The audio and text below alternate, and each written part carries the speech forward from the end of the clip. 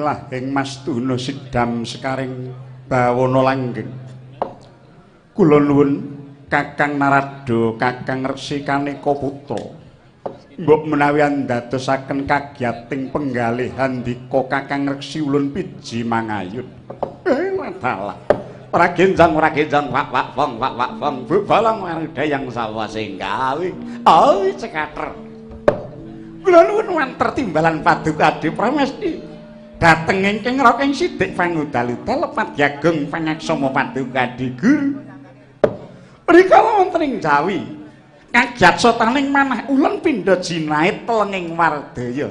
Tis-tising tias dahat lenging driya hanglangut. Nanging sareng sampun dugi ngarsa paduka Adi Pramesti sirna waskuwatos sing manah ulun inggih labet kula ngruwasi bilih nawa wonten sandhap panguwas paduka Adi Guru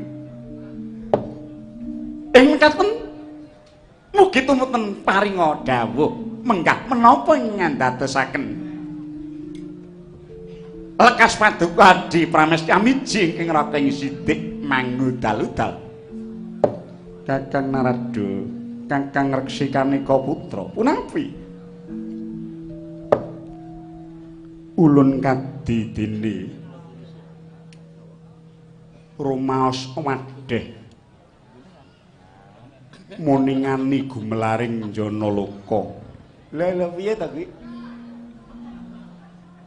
Dadi ratuning dewa ingkang wenang Murbamisesa lah kok jeleh niku dos pundi?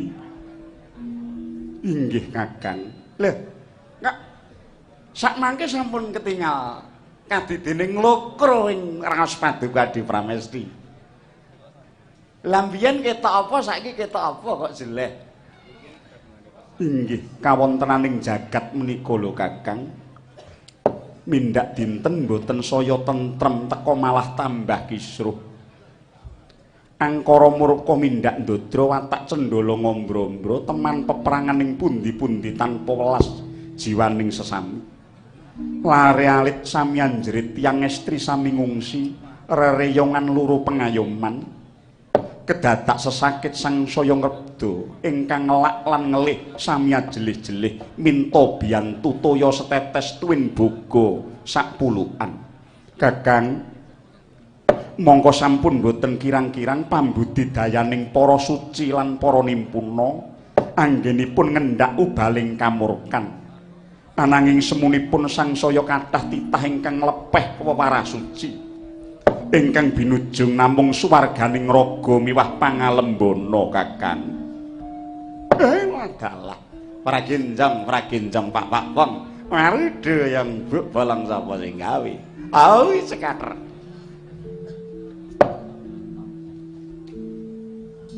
Menawi Adi Pramesti andangu dhateng pun Kakang mesthinipun lajeng kadi pundi rehning paduka Adi Pramesti sampun rumaos wadeh mirengaken pawartos lan mriksani kawontenaning Madyapada ingkang saya dangu saya mboten trentem menika. Mila saking menika do Kakang jawab apa ingkang akarya gara-gara dene saya ndedel sanget ngantos sumundul wonten kayangan Junggring Saloka. Lah, lepat diagong pangaksama Adi. Kula nuwun sewu saderengipun rakanta matur ingkang kathah-kathah kula badhe ndongeng sawetawis. Kakang inggih. Ingkang murba jagat nitahaken bawana saisinipun menika kula nuwun sewu dipun perang dados sekawan. Ingkang angka sepisan bumi geni banyu angin inggih menika barang mati utawi wadak ingkang tanpa nyawa. Bumi geni banyu angin mau boten kesinungan gesang mila boten saged angkar tumangkar lan boten kesinungan cipta rasa budi karsa. Inggih bumi geni banyu angin menika tataran titah ingkang ngandhap piyambak derajatipun. Ngeten. Inggih Kakang. Ingkang angka kalih tanem tuwuh ageng alit andhap inggil tanem tuwuh mekaten kalebet tataran titah ingkang angka kalih derajatipun langkung inggil tinimbang bumi geni banyu angin. Karena menapa? Tanem tuwuh menika sampun wiwit kedunungan gesang. Buktinipun saged nakumanak bebranan. Saged nedha lan saged ngombe menapa dene napas menika tetuwuhan. Ewa semanten jan sampun kesinungan gesang, tanem tuwuh menika dereng gadah cipta rasa budi karsa. Buktinipun senajan ketaman sakit kados menapa awratipun dipun babati kados menapa mboten badhe saged sambat wontenipun namung pasrah. Menika tanem tuwuh. Kakang Narada inggih. Nah, ingkang angka 3 sato kewan. Sato kewan menika titah ingkang sampun radi pepak kawontenanipun. Kejawi badan wadak sato kewan kala wau kesinungan jiwa. Buktinipun boten ketang namung sarwi prasaja, kewan menika sampun gadah raos, gadah kekajengan sarta ugi sampun gadah bebuden. Nadyan to bebuden ing kewan kala wau, bebuden ingkang asor. Inggih Kakang. Nyatanipun menawi dipun pisakit saged sambat menawi wancinipun tangkar tumangkar inggih saged nindakaken jejodohan lan sak panunggilanipun. Kakang Narada kaluhuran. Lah, ingkang pungkasan ingkang angka 50 titahe Hyang Maha Agung ingkang luhur piyambak menika mboten wonten sanes kejawi namung jalma menungsa. Menika Yai. Inggih Kakang. Menungsa menika kejawi badan wadak lan jiwa ugi kesinungan sukma. Inggih menika sejatining manungsa. Wadak kala wau dumados saking bumi geni banyu angin, jiwa mekaten dumados saking cipta rasa budi karsa. Wondene sukma makaten asalipun saking pangayunaning dat kang murweng dat. Mangke rumiyin pandangun kula kala wau mboten babakan purwaning dumadi. Nanging perkawis ingkang anjalari goro-goro teka mubal angkara murka ngantos panasipun sumundul wonten ing kayangan. Lho, mangke rumiyin menika wonten sambetipun Adi. Inggih, kadipundi Kakang. Atur lan dongeng kula kala wau wonten sambetipun sawetawis. Kula nuwun sewu. Labet jalma menungsa kala wau titah ingkang luhur piyambak derajatipun mila jagat saisinipun kala wau lajeng dipun kuwaosi. Bumi geni banyu angin tanem tuwuh lan sato kewan kala wau dipun tata lan dipun ginakaken kangge nyekapi panggesanganing bebrayan manungsa. Nanging mugi kawuningan Adi. Ing purwanipun bebrayan agung ing Marcapada kala wau ayem tentrem. Rikala semanten bebrayaning jagat menika ayem lho Yai. Tata Rarja niring sambikala. Nanging labet saking manungsa menika kabidung dening panggodaning iblis inggih panggodaning setan. Bebrayan dados bibrah. Mbaka sekedhik dangu-dangu jagat kala wau kebak pambluntah miwah dursila. Inggih menapa wonten tandha buktinipun? Wonten Yai. Buktinipun menapa? Wiwit jagat raya dipun titahaken sepisanan hingga dinten mangke bebrayaning menungsa mekaten dipun perang dados sekawan jaman. Jaman menapa kewala Kakang? Ingkang angka sepisan nalika Madyapada menika wonten sakmadyaning jaman Mas utawi jaman Kencana. Kakang inggih. Nalika jagat menika tasih mapan wonten ing jaman Mas. Kasusilan menika tasih wetah, tata krami tasih murni. Hambek asih pring sesami tanduk tepos lira menapa dene rasa rumangsa ngrumangsani menika tasih mbalung sungsung wonten ing saben tiyang. Sedaya menungsa kalih saking lampah cidra hambek culika budi cendala jail metakil. Menika sedaya dipun tebi. Saben tiyang jaler lan tiyang estri sami sregep makarya jalaran nalika jaman Mas inggih jaman Kencana menika kala wau panduman rejeki menika tasih ajeg. Nalika semanten boten wonten tiyang ingkang wayuh katresnan menika boten wonten. Mila tiyang jejodohan inggih rukun-rukun. Sing lanang jujur lan setya, sing wadon ya bekti, sregep tur manut menika jaman Mas. Wasipun nalika jaman Mas kala wau kawontenaning jagat sarwa tentrem, rukun tanpa ngangge pasulayan. Upami wujud jalma menungsa mekaten tasih wetah. Wiwit saking sirah ngantos badan sekujur tasih wetah saranduning badan menika tasih wujud manungsa. Jaman Mas menawi dipun nembakaken wewujudan manungsa mekaten Adi. Inggih. Lah ingkang angka kalih nalika jagat menika ngancik wonten ing jaman perak. nalika swasana jagat mapan wonten ing jaman perak kawontenanipun kadipundi Kakang? Lah, nalika semanten gesanging bebrayan menungsa sampun bribek-bribek wiwit ketukulan dosa. Mboten ketang namung ngalit-alitan sampun wiwit wonten ambek cidra goroh, slingkuh lan sak panunggilanipun. Tegesipun adeking kasusilan sampun wiwit miring. Nalika jaman perak wau kadursilan dereng wantun melok. Dereng mantun terang-terangan tasih dedemitan wonten manahipun tiyang sabab ombak ing kasusilan lan kautamen nalika semanten tasih ageng. Manahipun tiyang wiwit kengguh dening pepenginan arta bondo donya kalenggan pangalembana lan wanita. Tiyang jaler sampun wiwit nglirik pawestri ingkang sanes bojonipun. Menika jaman perak. Kosok wangsulipun tiyang estri nggih ngaten. Kathah ingkang wiwit ngumbar polatan mancing-mancing dhateng ngimpanipun tiyang jaler ingkang sanes kakungipun. Lah, upami dipun nembakaken wewujudan mekaten jaman perak menika kados dene wujud tiyang nanging sukunipun kewan.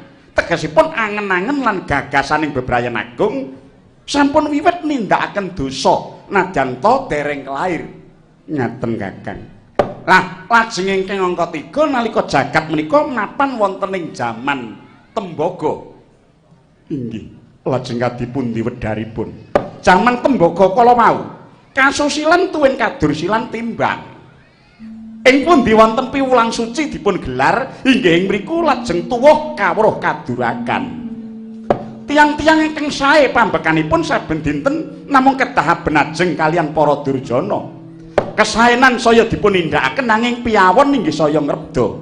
Upami wujud menungsa mekaten jaman tembaga kala wau kadidene tiyang ingkang tanganipun wujud tangan kewan. Tegesipun sekathahing dosa sampun wiwit kelair wonten ing pangucap lan pandamel. Inggih Kakang. Monggo pancenipun mekaten kala wau inggih kalebet nerak dhateng wewaring agami suci nanging semonipun sedaya sampun dipun tindakaken. Inggih Kakang. Lah, ingkang wekasan jagat nalika wonten sakmadyaning jaman wesi. Jaman wesi Kakang. Inggih Hadi. Lajeng kadipundi werdinipun. Jaman wesi kala wau kasusilan tuwin kautaman namung kantun sekedhik. Bebrayan agung sampun bibrah budayanipun. Subasita lan tata krami menika sampun boten dipun paelu malih. Menapa tandhanipun? Tandhanipun gampil. Anak mboten ngajeni dhateng rama ibu. Siswa nyepelekaken dhateng guru. Andhan mboten setya dhateng inggilipun. Menika sedaya sampun meratak wonten ing jaman wesi. Bab katresnan ugi mekaten. Welas asih tepa slira andhap asor. Grapyak semanak menika persasat sampun ical babar pisan. Mila mboten aneh menawi kathah bapa biyung ingkang negakaken dhateng anak. Malah kapara wonten tiyang sepuh ingkang ngobong dhateng putranipun. Inggih Kakang inggih. Pangarsa mboten jujur, mboten kenging kangge patuladan. Inggih Kakang.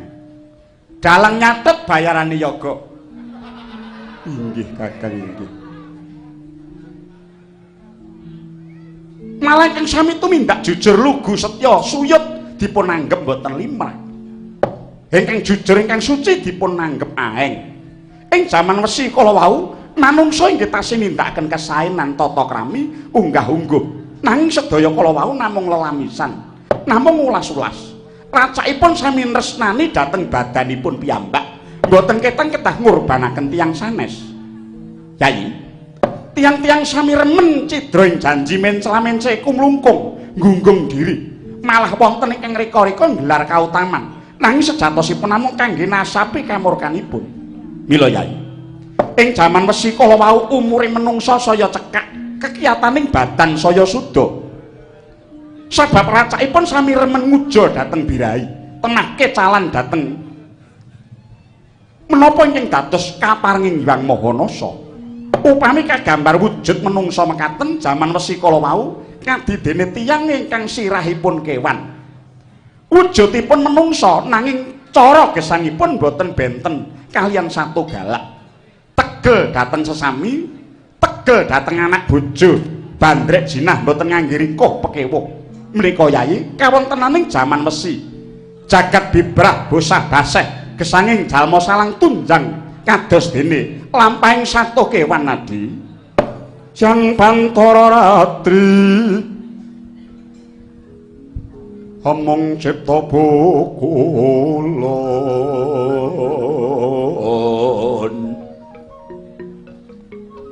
ong tanulian kaeksi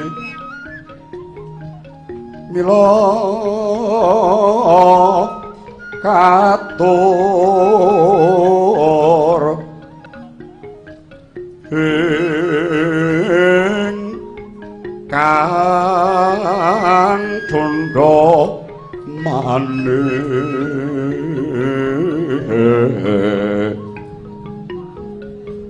prasasat rageng ulun kang sumembah mung wing Padanta Prabu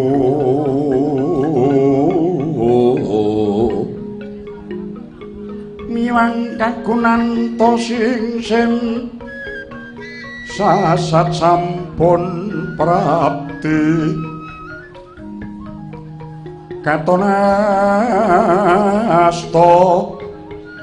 bukulun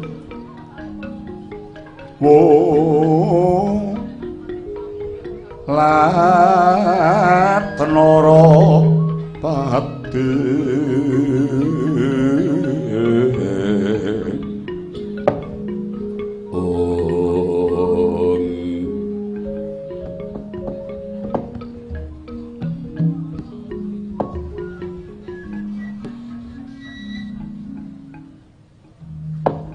Rama dewaning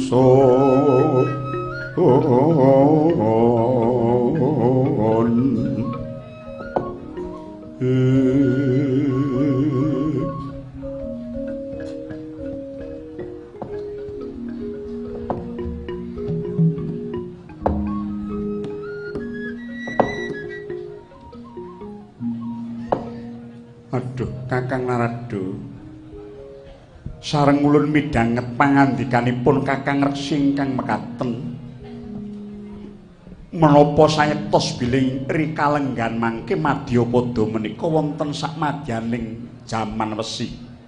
Nggih. Kinten kula mekaten Adi. Aduh, Kakang.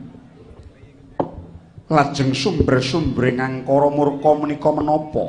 Lah, wini ing retu menika namung wonten 3. Ingkang angka sepisan ambek adigang, ingkang angka kalih ambek adigung, ingkang angka 3 adiguna.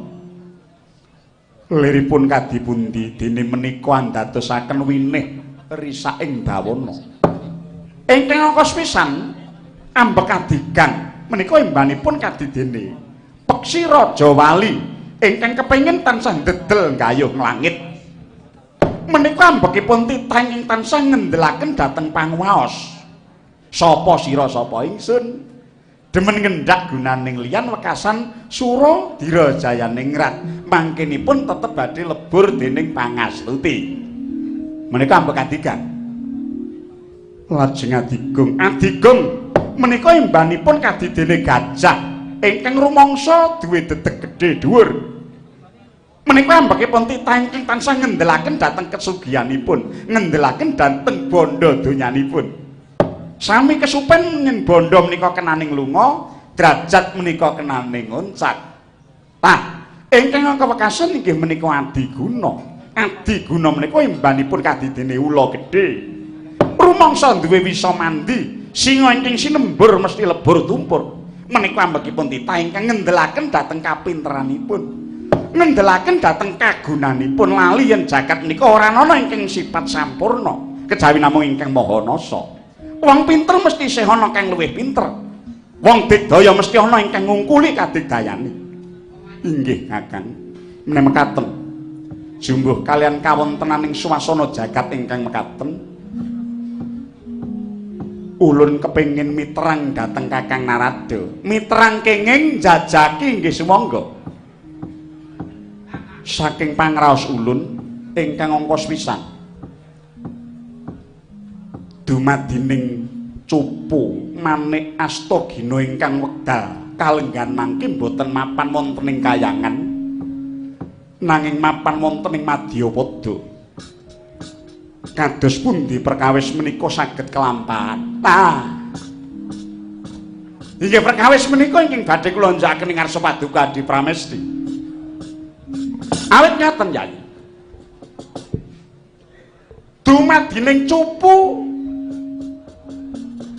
dumadining cupu ingkang wonten ing kadewan ingkang winastan cupu Manik Astagina kala wau rikala semanten babaring lelampahan nalika jaman Bathara Wisnu Krama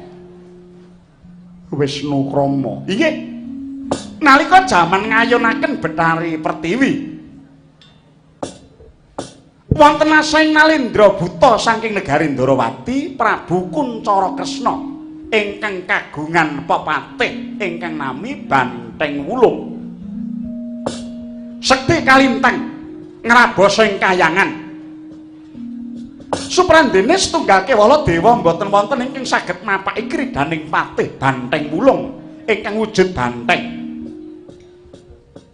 saking lakaning banteng kala wau mijil pengabaran sumorot mawa cahya inggih labet saking dayaning Sekar Padmanaba mekaten Kakang lajeng sambetipun menapa kalian cupu Manik Astagina Kakang lah menika wonten sambetipun nalika semanten wonten lare lumampah lare saking negari Maespati naminipun Raden Gutama menika putranipun Prabu Kartawirya Maespati satemahipun saraya dening Jawata kinan amangsulaken kridanipun Nalendring Ndarawati wekasan nalika semanten boten saged pikantuk damel tumunten Bathara Wisnu ingkang angsahing yuda nglepasaken sanjata parandene dipun getak dening Banteng Wulung Kamprong mapan wonten ing Mega Malang lah dening Sang Hyang Padawenan dipun wisik supados mandeng ayang-ayanganipun Bathara Surya dipun watek kanthi mantram sakti ayang-ayanganing srengenge ingkang mapan wonten ing seganten kala wau dados cahya sakonang tumunten kadayan Pramana Jati dados cupu Manik ingkang winastan cupu Manik Astagina katamakaken wonten ing Banteng Wulung ambyar lebur tanpa dadi pejah Banteng Wulung wusana Sekar Padmanaba kadarbe dening Bathara Wisnu dados dumados ing kembang Wijaya Mulya inggih Sekar Padmanaba kala wau sareng kalian dumados ing cupu Manik Astagina lah rening cupu Manik Astagina kala wau dumados saking ayang-ayanganing Sang Hyang Surya mila tumunten dipun pundhut dening Bathara Surya nanging kenging menapa lajeng boten mapan wonten ing kayangan lah menika kula nyuwanggaken kirang mangertos kedahipun cupu Manik Astagina menika mapan wonten ing kayangan Kaca Ngerang kenging menapa lajeng sakmangke ngalih wonten ing Madyapada lajeng ingkang angka kalih kenging menapa sakmangke wonten angkara murka ingkang badhe ngrebat pangwaos ulun dumadi saking Nalendra ing Kiskendhapura ingkang ajejuluk Prabu Mahesasura menika raseksa ingkang sirahipun Mahesa Mahesa titianipun Prabu Wahasti inggih tugel jangganipun Prabu Wahasti inggih pedhot gulunipun lajeng dipun seblak barat dening Bathara Bayu dawah wonten negarinipun lah ing mriku dumados lampan ingkang elok-eloki sirahing Mahesa tememplek wonten angganipun Prabu Wahasti mestakanipun Prabu Wahasti tumemplek wonten ing Mahesa mila salah kedaden Prabu Wahasti mestakanipun mestaka Mahesa wondene titianipun ingkang wujud Mahesa mestakanipun rainipun Prabu Prahasti. Mila lajeng dados kebo ingkang rainipun buta. Engga sakmangke katelah Nalendring Kendhapura kala wau jejuluk Prabu Mahesa Sura buta ingkang sirahipun kebo. Wondene titihanipun kebo ingkang sirah buta naminipun Jatasura Yai. Mila ngendhak panguwas paduka wonten ing kayangan Jonggring Salaka kanthi pawadan minta Betari Tara ciptane nggalih namung badhe mengiran jagat ngrata bumi Yai. Dewa-dewa sugata marang kang sureng prang mudane arum-arum ngendan wing ngawiyat narada ngepalane Jawata Sukamulat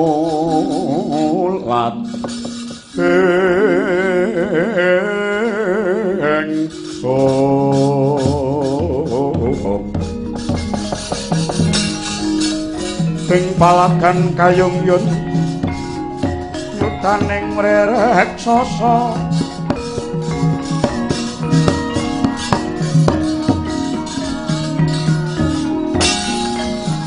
Raja Andaksura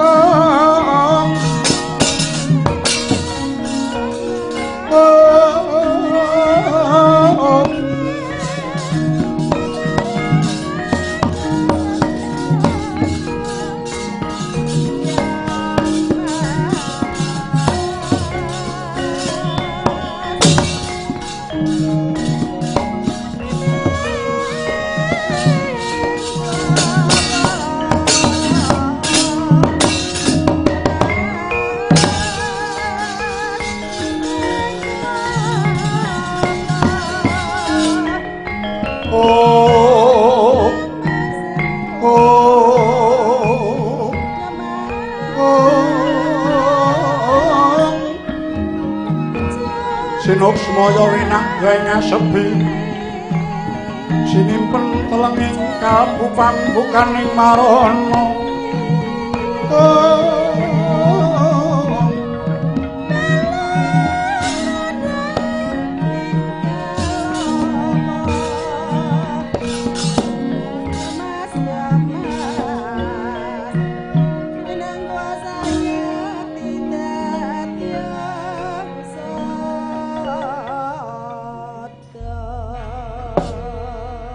adalah ingkang puspitorun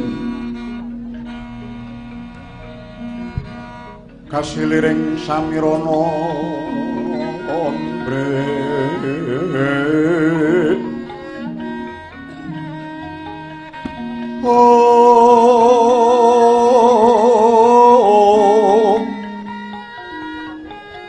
sekarang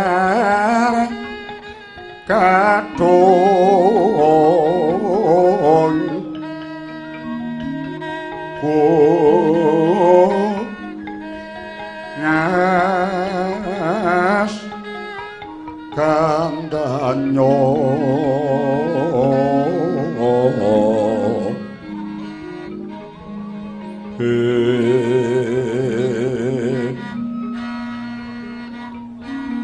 maweh raras renaning driya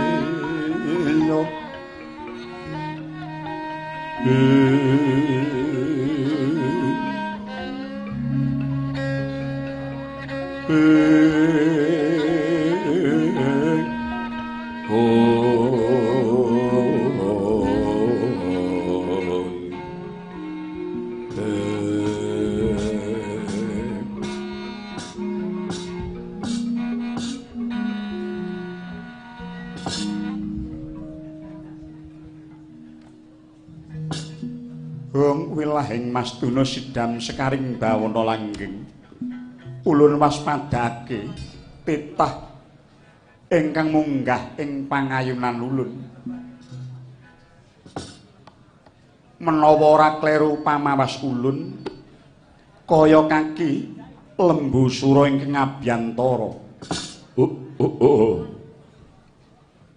Wang Tete, kula Ludra Mas Patik Raja Dewaku. Inggih, kula nun cumadung kepareng paduka Iwang Giripati. Kula ingkang abdi pun Lembu Sura.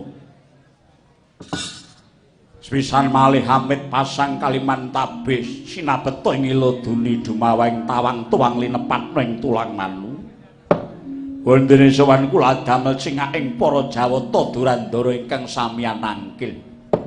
Iya ya Lembu Sura kaya ra dadi apa. Kula ngaturaken pangabekti Bu Kulun. Ulun tampa karya bombong Tyas Ulun. Pengestulun tampanana kaki Lembu Sura. Kula nuwun inggih kapundhingga jimat paribe. Apa karyanira munggah ing guru loka? Kenging menapa paduka pukulun tatanya ingkang mekaten. Mestenipun paduka sampun wuninga greget osik ing manah kula. Awit rikala semanten kula sampun ngaturaken punangkin taka kunjuk ngarsa paduka pukulun.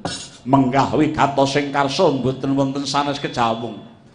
Anuruti derenging raos sesembahan inggih Ratu Gusti kula ing Kendhapura. Ingkang ajejuluk Prabu Mahesa suranggenipun kepengin lan kumacelu ngebun-bun enjang anjet Jawah sonten kepengin garwa widodaring Suralaya ingkang awawangi Betari Tara inggih Dewi Antara Kasih. Namung nyatanipun ngantos cumengklung ngenanggen kula ngentosi wonten sukuning Jamur Dipa.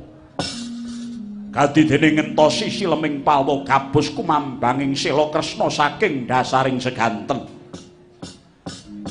Menapa tetela paduka menika nglincati dhateng sabda menapa pancen paduka jarak perkawis.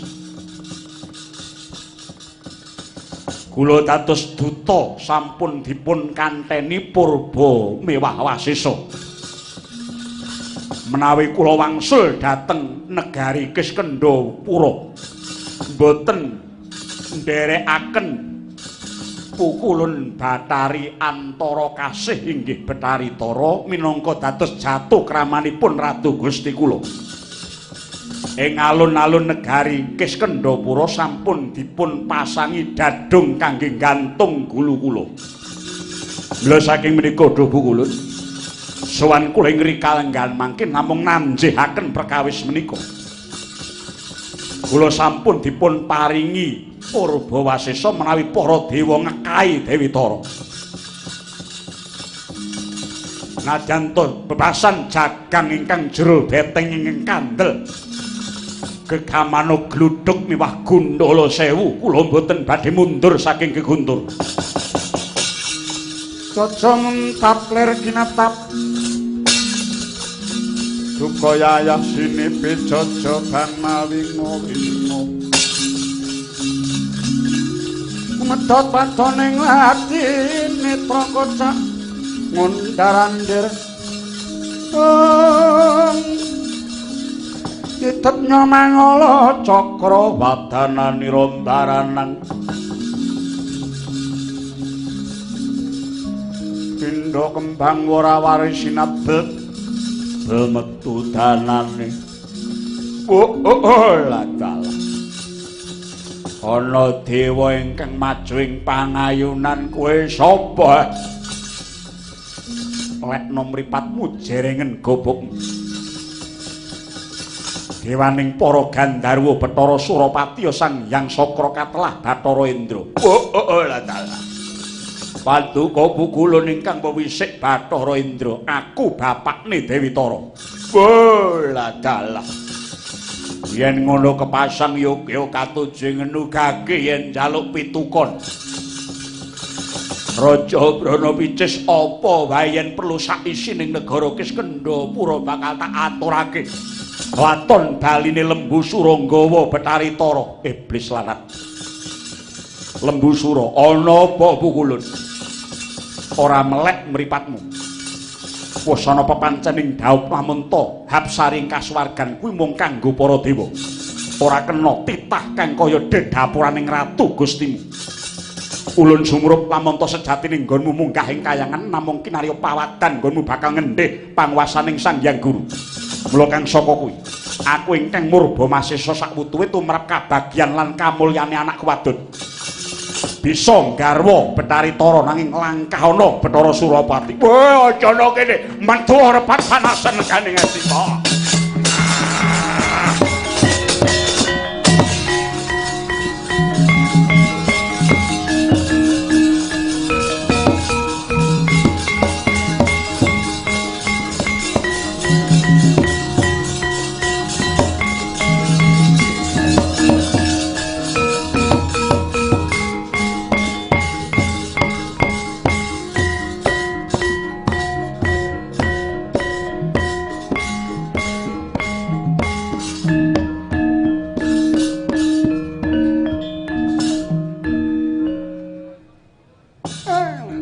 pragenjong wak wang nangka basa kemropyok karibetane.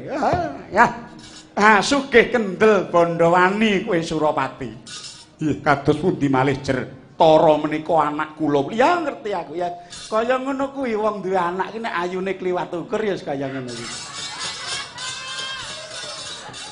Ulun ora maido, pancen wong duwe anak ayu monggo. Kasulistyane nganti ngebaki jagat iki ya ora mokal kaya dene wong ngempit pedang ligan. Kalau mangsane yen kurang prayitna pangreksane bisa mbeler awake dhewe. Iya lajeng katen wah wis ora mbiyen ora saiki ora alam kadewan ora madyapada. Anggere perkara wong ayu rupane iki kok ngendi-endi kok marake geger. Nggih. Mula sombene duwe anak aja ayu-ayu ah. Wis marah-marahi ngorekne jagat kaya ngene. Karo meneh apa ya? Jeneng kita Kakendra lila jroning ati. Mulung jroning rasa lamun ta si Betari Tara dipek karo Nalendra Yaksa. Mongko mestakane mestaka maesa. Apa jeneng kita kulup lila? Nggih. Mboten badhe lila raos sing manah ulun buku. Lah mula Kang Saka kuwi. Nanging kowe kudu sugih kaprayonan pengati-ati merga anane titah ingkang wujud nalindring Kis Kendhapura Prabu Maesa Surawani kongkonan pati sing jeneng Lembu Sura munggah menyang kayangan ki mesti ora lomba. Dasare sekti mandraguna jayeng palagan pilih tanding boboteng aprang. Titah Madyapada wani nanteng karo dewa ki nek ora serep nyawane mokal. Inggih Bu Kula. Ya mula sing prayit nang ati-ati nggenira bakal ngadepi Lembu Sura. Nggih, kula nyuwun pangestu. Kakendra kula wonten dawuh Rama Pukulun mangsa bodha paranataning para dewa Durandara lan Dewa Watak Sanga. Yen kena ndakna kekarepaning Lembu Sura wadene Banda kalani bondan tanpa ratu. Mangsa bodha purba wasisaning lakon ulun paringake kelawan jeneng kita Kaki Surawati. Mundi dawuh Paduka Pukulun kepareng amit madal wasilan. Sing prayitna ngati-ati Kakang Narada katipun Adi. Ngandika sampun negakaken kula aturi ngawat-awati lampahipun para dewa. Anggenipun badhe mangsulaken parang muka. Ngestaken dawuh. Mboten langkung pun Kakang namung sendika. Ya nidhi palah Paduka Adi Pramesti. Nggih, namung pamuji ulun kunjuk andika Kakang mugi-mugi ingkang sedya hayu tansah manggih rahayu Kakang. Laing kala wau wis titipun nenggati jroning kayangan Jonggring Salaka. Sang Jagat Nata Arsa Kundur.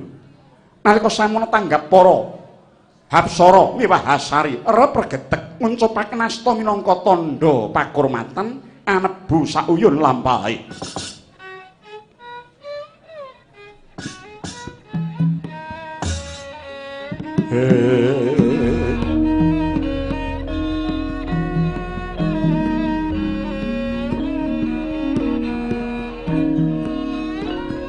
Sarta pawon teng ranu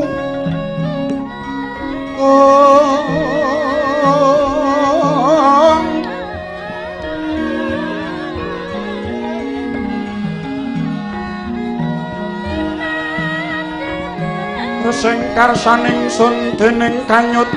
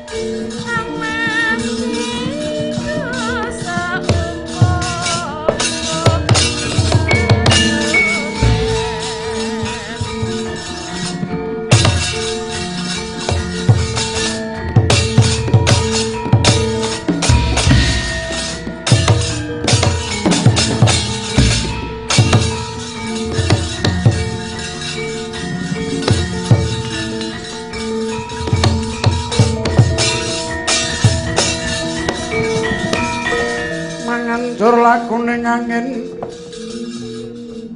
guntur anggraning arga Gora-gor nita kakiri-kiri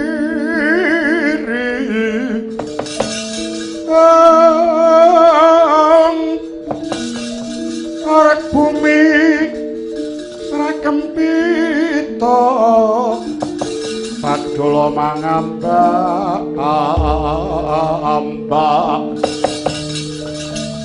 udan treswa lan Yesus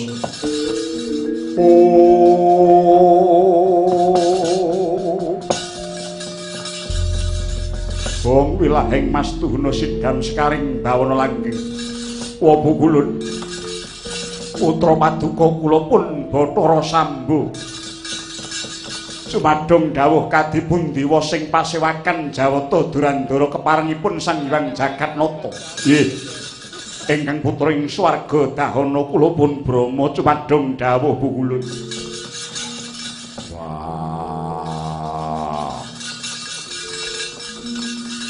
dewa ing swarga Maruta Bayu cumadong dawuh Wanarada wong wilahing sekaring bawana langgeng kula putra paduka ing sila mangumpeng Bathara Tembara cumadong dawuh Bathara penyarian cumadong dawuh weladala ingkang putra ing arga dumilah kula pun Yamadipati cumadong dawuh putra paduka Mahadewa cumadong dawuh wah pukulun dalah pragenjang Pak kabeh para dewa siji ora ana kang tak arani padha pidhangetna dawuh ulun gara-gara ingkang tumanduk ing kayangan jenggring Salaka tuwa saka moganing Nalendra ing Kiskendhapura yaksa ingkang apaes kewan yaiku ing ngajejuluk Prabu Mahesasura wis watara nggone ngaturake nawala kunjuk Sang Hyang Jagatnata bakal ngrabi widodari atmajaning Bathara Surapati Mimi Betari Antara jeneng kita padha sumurut lamunta sedyane Mahesasura ora liya ya mung bakal mbaleni gaweane lawas nalika semono isih jejuluk Prabu Prahasti sadurunge salah kedaden mustakane dadi asirah kebo nalika semono nate ngrangsang kayangan bakal nyuwun jodoh widodari Betari Supraba nanging salah kedaden lakon lha kok saiki dibaleni meneh cecok dheweke Nalendra Angkara murka iki bakal ngendhih marang panguwasaning Sang Hyang Jagatnata waduh apa kula menawi saking pamaas kula prayogipun singkiraken kewala weladala ing atasipun raseksa ingkang sirahipun kewan kok badhe wantun kalian para dewa menapa pancen sampun kandel kulite atos balunge wah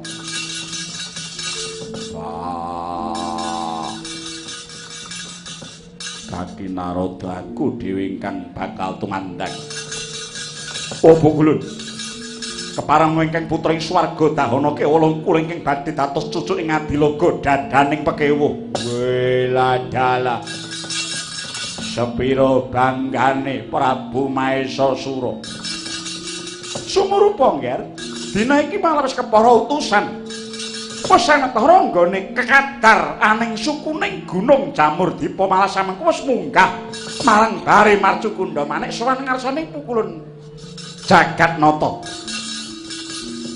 Bapatih ya kekesete Prabu Mahesasura ingkang wujud raseksa asirah lembu. Ya kuwi Dedyakala Lembu Sura. Malah semune bakal nanteng marang para Jawata. Wah pukulun piye, Ndra? Wonten sukalyaning penggalih sampun amenggak. Kula ingkang badhe malangi kridanipun Tatih Lembusura. Bagus. Aja mung Indra ingkang kaijenan kabeh para Jawata Durandara padha rumagang gawe. Nggih, ngestaken dawuh, ngestaken dawuh. Ngestaken dawuh, ngestaken dawuh Bu. Mangsa bodho nggonmu tata-tata. Yen pancen bisa tindakake serana becik dikon bali hewa dening Banda Kalani. Purbawasesa guntur saking Dirgantara Silembusura aja nganti gawe gegering kayangan. Ngestaken dawuh. Mahadewa kula wonten dawuh pukulun mangsa bodha pernataning prajurit Durandara ngestaken dawuh kepareng amit madal wasilan pukulun rep amale tinggal kasektening wong kapuji gunaning sun tan kok wicara Pratandha budimu cemara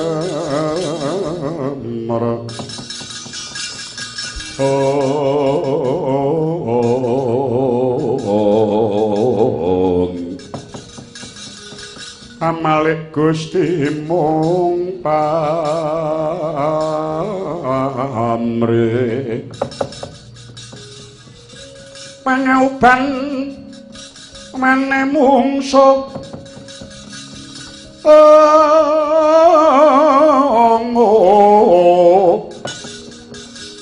maring sun mus manuman halking candrasa marata dulunen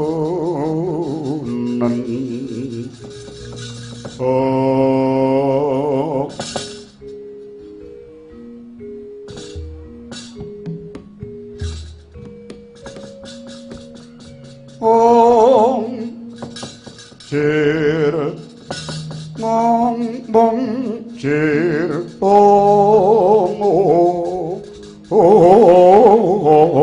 jir patine reku parek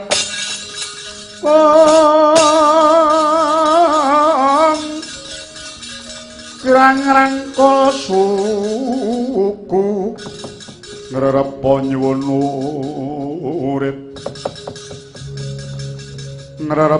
uripmu bekti padha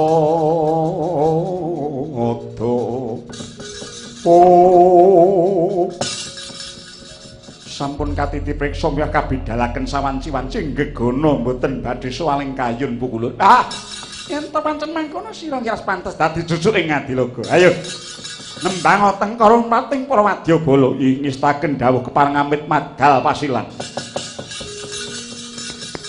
benjing Buddha gumuruk saking jroning pura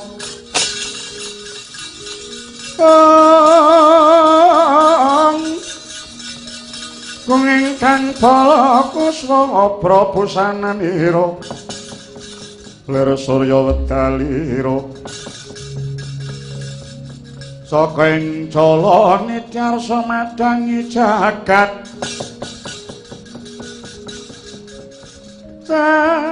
saking cala niti harsa madangi jagat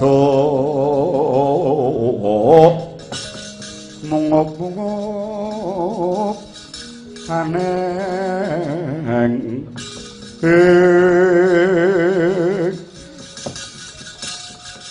kapyarsa swaranipun lir